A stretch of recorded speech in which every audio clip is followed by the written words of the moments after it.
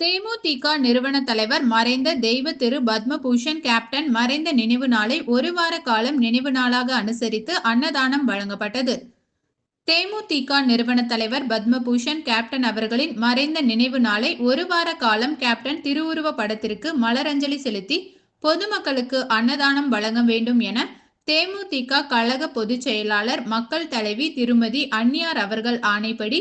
கோவை மாநகர் மாவட்டம் ஆர்எஸ்புரம் பகுதி கழக செயலாளர் கேப்டன் குணா அவர்களின் முன்னிலையில் கேப்டன் அன்னதான குழுவினரும் ஆர்எஸ்புரம் 72வது வார்டு கழகத்தின் செயலாளர் சரவணன் ஆகியோர் இணைந்து கேப்டன் திருவுருவ படத்திற்கு அஞ்சலி செலுத்தி பொதுமக்களுக்கு அன்னதானத்தை கோவை மாநகர மாவட்ட செயலாளர் வழங்கினார்.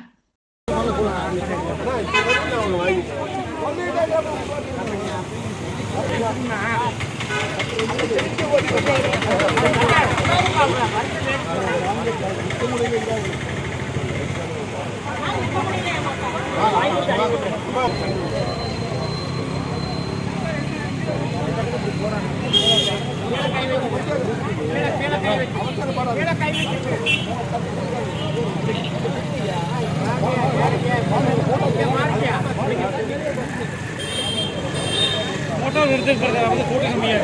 फोटो